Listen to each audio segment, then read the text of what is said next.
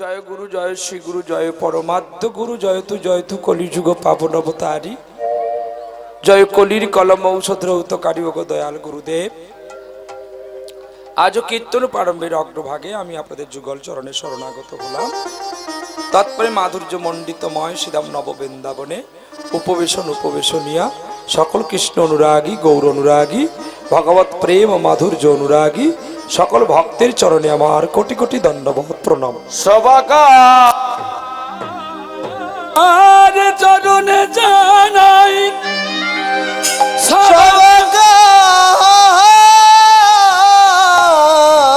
চরণে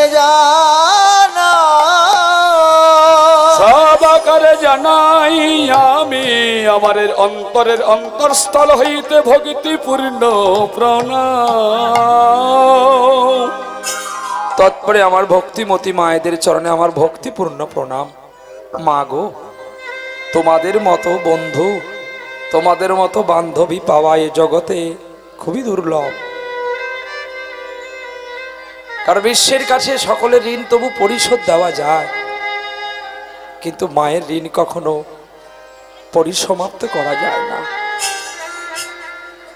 তাই মা, আমি আজকে কীর্তন প্রারম্ভের অগ্রে আমি তোমাদের চরণে প্রণতি জানাই। তোমরা আমায় একটু আশীর্বাদ করো যেন আমি গোবিন্দের নাম শুনিয়ে তোমাদের আনন্দ দিতে পারি। তৎপরে জানাই আমার পিতৃগণের চরণে কোটি কোটি প্রণাম। আপনারা প্রশ্ন করবেন যে বাবার চেয়ে তো মায়ের চেয়ে তো বাবা বড়, কেন তুমি আগে আমাকে প্রণাম করলে, তারপরে কেন আমাদের প্রণাম করলে? এটাই জানতে হবে, পৃথিবীর চেয়ে মাই বড়, আর বিশ্ব পৃথিবীর চেয়ে মা বড়। মার উপরে আর কেউ নেই। বৈষ্ণব সাধক কণ্ঠমালা গ্রন্থটি দর্শন করলে আপনারা বুঝতে পারবেন যে কত সুন্দর কথাগুলো লেখা আছে। আমাকে ডিডি না দিয়ে এমনি প্লেন করো, কিন্তু কথাটা যেন স্পষ্ট হয়, এটাই করো বাবা।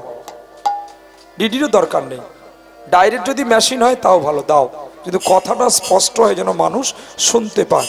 আর তোরা ইউটিউব নিয়ে এসছি বেকার, ক্যাসেট ভালো হবে না,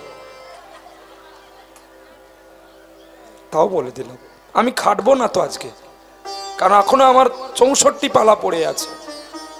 আমাকে খাটাতে গেলে ভালো মাল দিতে হবে, ভালো মাল দিলে মালটা খেটে দেখিয়ে দিয়ে যাবে গান কাকে বলে। কারণ আমার জন্ম যখন হয়েছিল, ওই নারীটা যখন আমার ঠামি কেটেছিল, সুর দিয়ে দিয়ে কেটেছিল।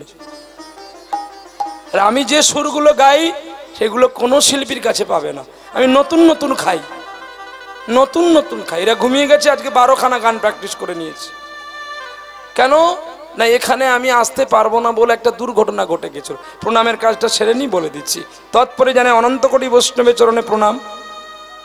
তৎপরে জানাই আজকের যারা এই মহতিময় আয়োজন করেছে শম্ভুনাথ ক্লাবে, ছোট্ট ছোট্ট ছেলেগুলো যারা গুয়াহাটিতে থাকে, যারা ব্যাঙ্গালোরে থাকে, যারা অনেক দূর দূর থেকে কষ্ট করে অর্থগুলো আমার কাছে তুলে দেবে বলে ঘটনা হয়েছে, তাদেরকে আমি বুক ভরা ভালোবাসা জানাই। আমার সমবয়সী যারা, আমার চেয়ে গুরুজন যারা, তাদেরকে প্রণাম জানাই।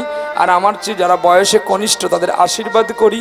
তোমরাও ধরে রাখো, আর শম্ভুনাথের কৃপায় তোমরা প্রতি বছর অনুষ্ঠান করো, আরো বড় হোক তোমাদের অনুষ্ঠান।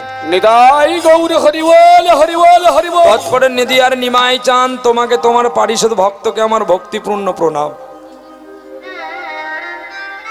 এবং তোমার পারিষদগণকে আমার ভক্তি আদর্শ শ্রদ্ধার ভালোবাসা জানাই। চলো, কিছুদিন আগে আমাদের বাপ্পাদিত্য বাবু যিনি আমাকে বুকিং করেছিলেন, তো তিনাকে এত মনের মানুষ করে নিয়েছি, তিনার মোবাইল নাম্বারটা আমার খাতাতে তোলা নাই।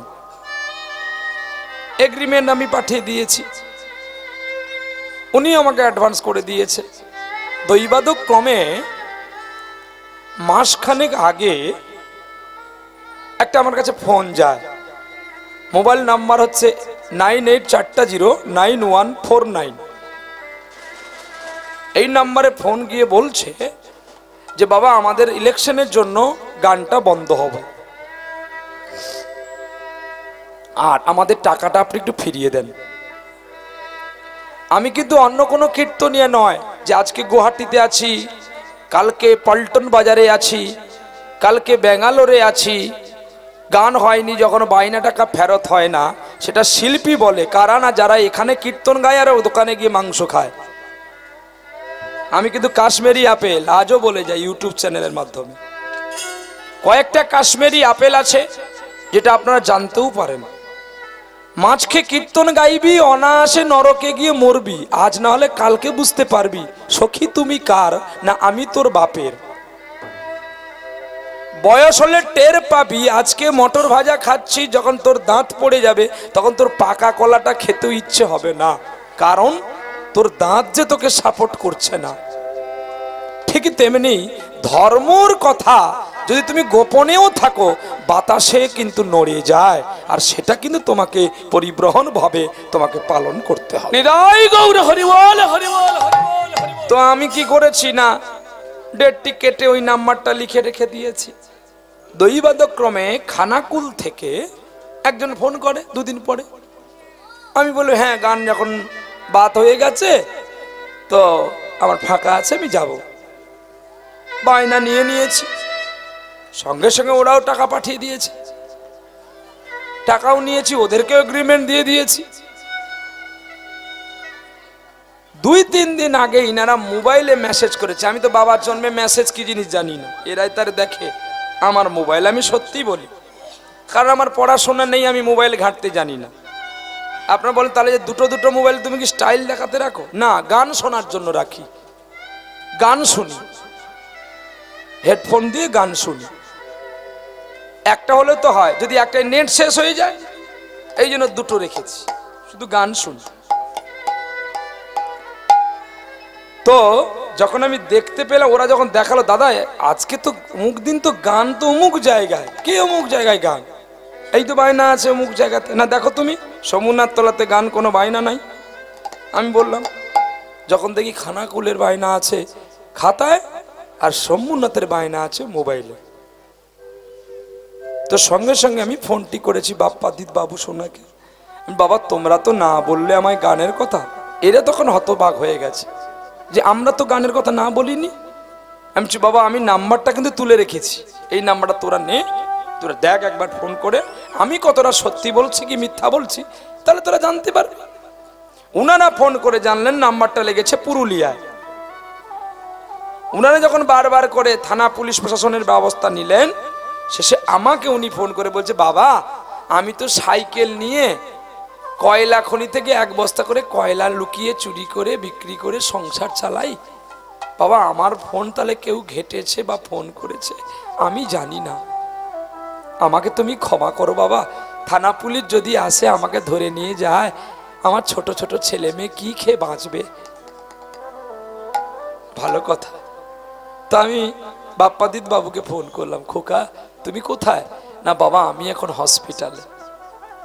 আপনি চিন্তা করো না, তোমাদেরকে পয়সাও দিতে হবে না, আমি যেহেতু তোমাদের কথা দিয়েছি তোমাদের সমুনাথ তলাতে যাব, একটা কাজ করো তোমরা বিকেল 4টা থেকে 7:30 8টা পর্যন্ত আমার গানটা নাও, আর ওখানে যে খানাকুলে কথা দিয়েছি ওদেরকে বলি তোমাদের 7টায় যে শো আছে তোমরা 9টায় প্রোগ্রাম করো। আমার যত কষ্ট আমি তোমাদের দুজনের কাছে দাঁড়াবো, তোমাদের কাউকে পয়সা দিতে হবে না, কারণ আমি মনুষ্যত্ব নিয়ে বাঁচতে চাই। অর্থ যদি আমি নিতাম তাহলে কি আমি ভিখারির বেশে আজকে এখানে আমি ছুটে আসতাম? আমি তো জমিদার বাড়ির ছেলে, কলকাতাতে কি নেই আমার, আর তাহলে আমি এখানে আসবো?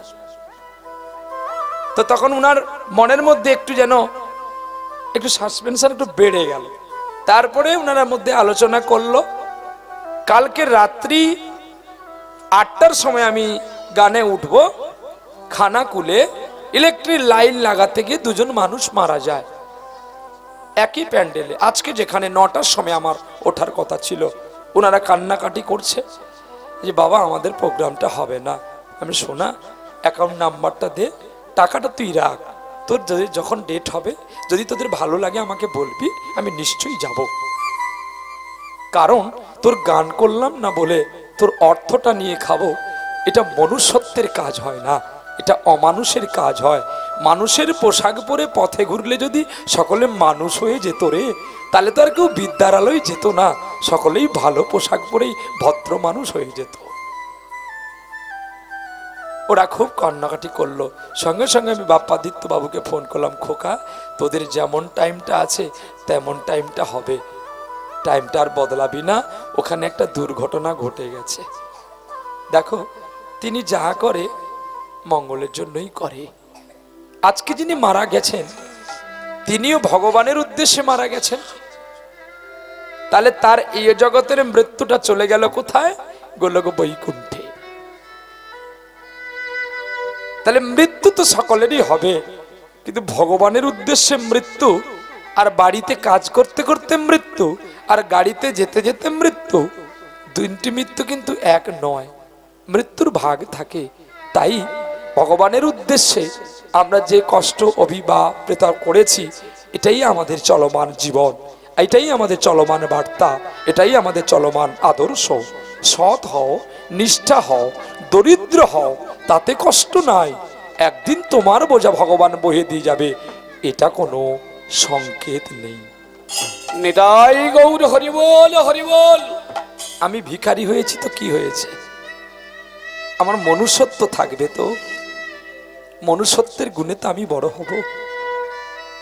বেশি টাকা থাকলে যে ভালো মানুষ হয় এটা ভুল কথা। বিদ্যাসাগরে তো টাকা ছিল না, ল্যাম্পপোস্টের আলো দেখে দেখে পড়তো। বিদ্যাসাগর কি বড় গুণের মানুষ হয়নি? বিদ্যাসাগর যখন বর্ধমানে সংস্কৃত পড়বার জন্য টলে গিয়েছিলেন, বাস ট্রেন থেকে নামতে একটা ট্রেনের প্ল্যাটফর্মে একটা মানুষ তাকে ডাকছে কুলি বলে। বিদ্যাসাগর এদিক ওদিক তাকিয়ে দেখলো কোনো মানুষ নাই, ছুটে গিয়ে ওই মানুষের সুটকেসটা মাথায় করে বাস স্ট্যান্ডে পৌঁছে দিল। তো সেই ডাক্তারবাবু তাকে কিছু পয়সা দিতে গিয়েছিলেন, ডাক্তারবাবুকে হাতটা জোড়ো করে বলেছিল, এখনো কুলির স্ট্যাম্প পাইনি, যেদিন আমি কুলি হতে পারবো সেদিন আমি আপনার কাছ থেকে অর্থটুকু নিয়ে যাব। আমি তোমার চেয়েও সাধারণ মানুষ, নাম আমার ঈশ্বরচন্দ্র বিদ্যাসাগর। আর এটাই জেনে রেখো, যে কাজ নিজে করতে পারবে অপরের জন্য সময়টা নষ্ট করো না। বাস থেকে ডাক্তার নেমে বিদ্যাসাগরের চরণ জড়িয়ে ধরে বলেছে, তুমি যে আদর্শবান। এতদিন আমরা অনেক কিছু করেছি, আমি অনেক রোগী দেখেছি, কিন্তু তুমি যে বড় ডাক্তার এটা আমার জানা ছিল না, যে রোগী না দেখে রোগটাই তুমি ধরে নিলে গো। আজ থেকে তোমার নাম হবে আদর্শ লিপি। তাই বিদ্যাসাগরের আরেক নাম আদর্শ লিপি। আদর্শ দিয়ে মানুষকে গড়ে নিতেন। জয় গুরু। আজকে আপনারা উপবেশন করেছেন বাবা সরলানাথের কাছে, শম্ভুনাথের কাছে হরি কথা কৃষ্ণ কথা শুনবেন বলে। কিন্তু জানেন কি, প্রহ্লাদ গাইতে পারবে? হ্যাঁ, তার কোনো ক্ষমতা নেই। যদি তিনি কৃপা করে, যদি তিনি দয়া করে, যদি কি রাধা মাধব করুণা করে, যদি ভক্ত কৃপা করে তবেই হয়। আমি যদি বলি আমি গাইব, তাহলে আর আজকে আর গাওয়া হবে না। আর আপনারা যদি বলেন যে আমি শুনবো, তাহলে কিন্তু আর শোনাও হবে না। আপন ইচ্ছায় জীব কোটি বাঞ্ছা করে, কৃষ্ণের কৃপা না হলে জীবের আশা নাহি পুরে।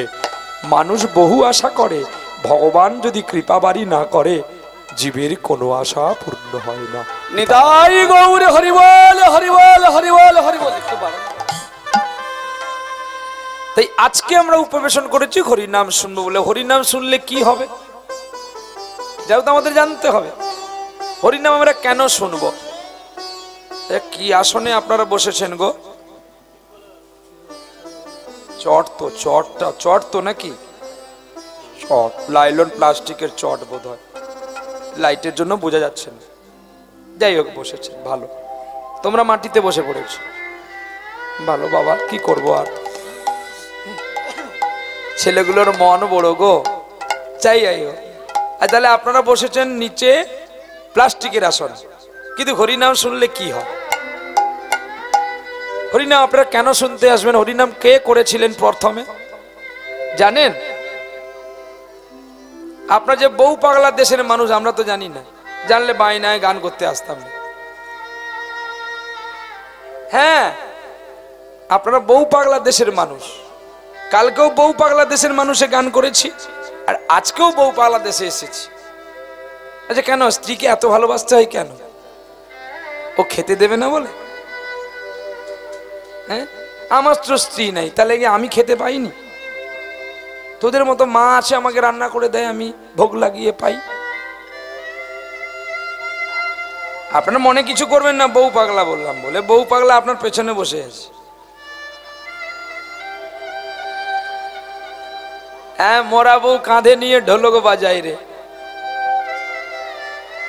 দক্ষ যজ্ঞ বিনাশায় বিনাশায় দুঃখ নিবারণ নিবারণ ধরণী ধনশৈব পৃথ্বী জন্ম নমস্তুতে।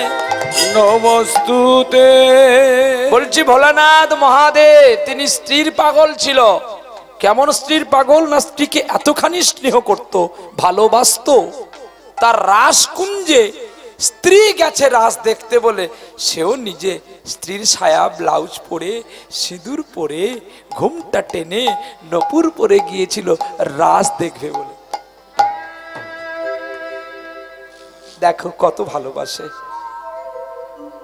যখন আপনাদের বাড়িতে যদি মনে কিছু করবেন না, যদি বলি, যদি মনে কিছু করবেন তাহলে বলবো না, রাস্তাটা সাইড হয়ে যাব।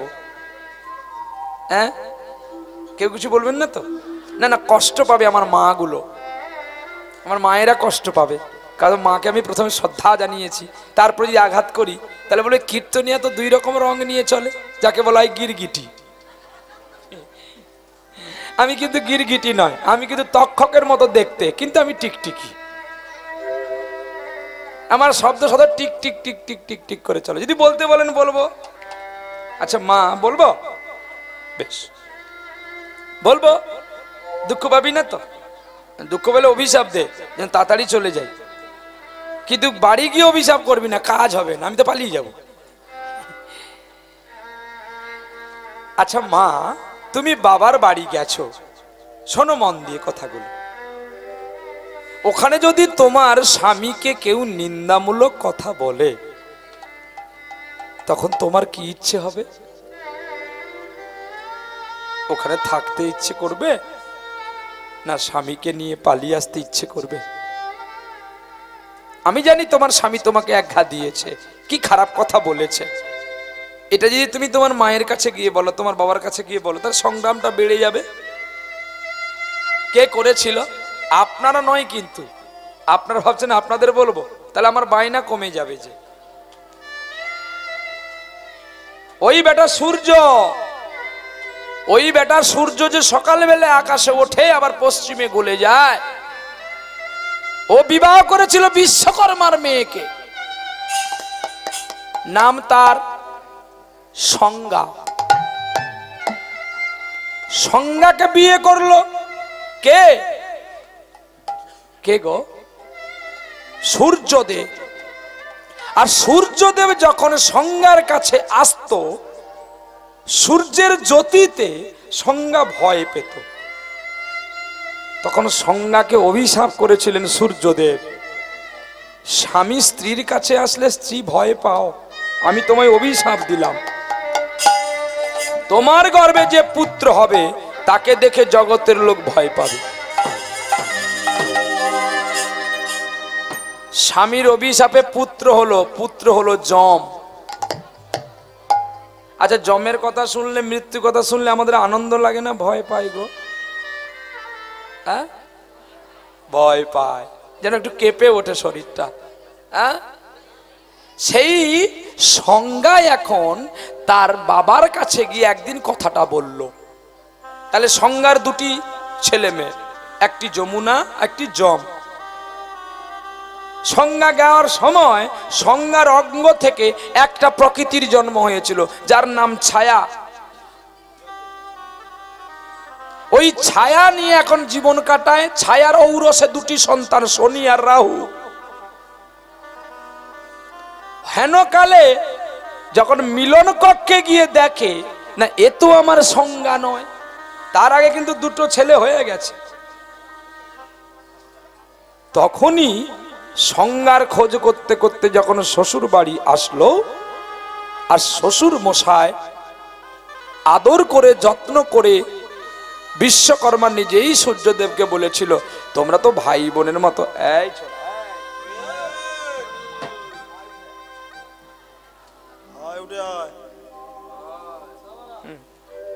এক কথা বলবো, তোর শাশুড়ি ছোটকে ছোটকে মরবে, আর তোর শাশুড়িকে দেখতে গিয়ে তোর শ্বশুরটাও ভোগে যাবে।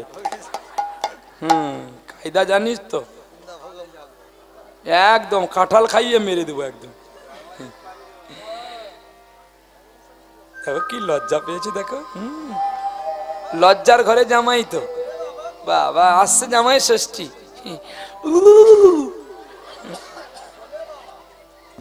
চলো, আচ্ছা একে যদি আমি রেগে বকে দিতাম, আপনাদের মা বাবা তারা কষ্ট পেত? এটাই কি আমার আদর্শ? না, প্রেম দিয়ে, ভক্তি দিয়ে, ভালোবাসা দিয়েই কেড়ে নিতে হবে ওর হৃদয়টাকে। হৃদয়ের গান শিখে তো গায় গো সবাই, কজনা তোমার মতো গাইতে জানে। নয়নের কাজল সে তো সবাই পরে, কজনা তোমার মতো পড়তে জানে। হৃদয়ের গান শিখে তো গায় গো সবাই, কজনা তোমার মতো গাইতে জানে।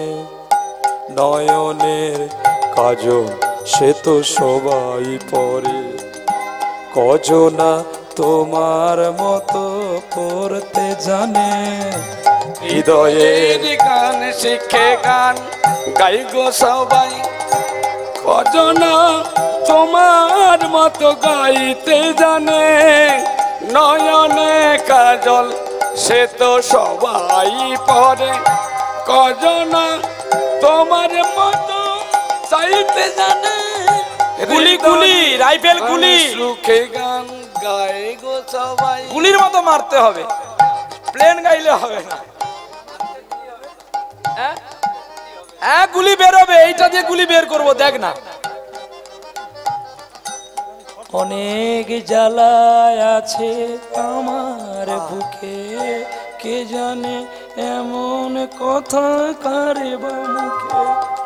নানা রং আবরণে ভরায় কত সেদিন জানি। হৃদয়ের গান শিখে তো গায় গো সবাই, কজনা তোমার মতো গাইতে জানে।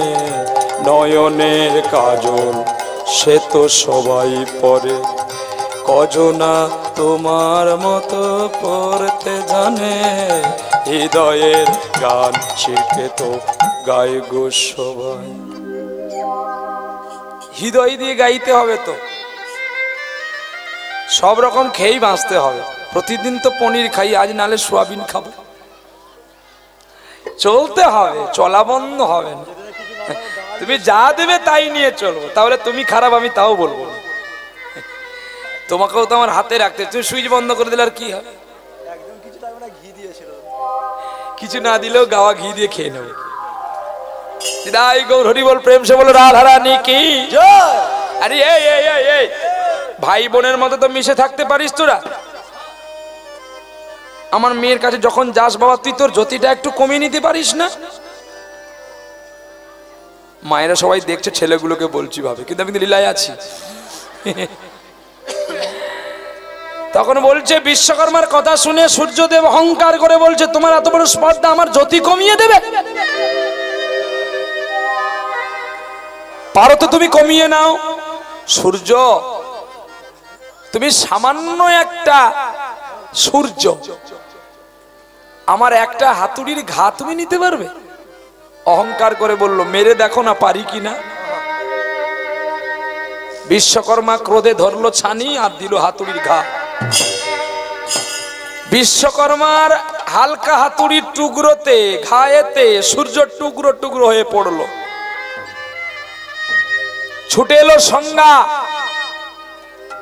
নির্জন অন্ধকার হয়ে গেল পৃথিবী। সংজ্ঞা জড়িয়ে ধরলো বাবার পায়ে। বাবা গো, আমি কি করব, তুমি যদি আমার স্বামীকে হারিয়ে দাও।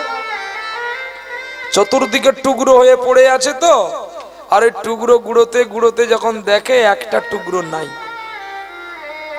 মানে মিলিয়ে মিলিয়ে দেখছে। আর তখনই বলল, এটাই থাকলো তোমার এই অহংকার, তোমার কলঙ্ক, তোমাকে গ্রাস করবে তোমার রাহুরূপী পুত্ররা। যাও। তাই আমাদের আকাশে সূর্য গ্রহণ হয়, ওই যে বিশ্বকর্মার অভিশাপে। তাহলে সূর্যদেব যদি অহংকারে পতিত হয়, আমরা কোথায় যাব?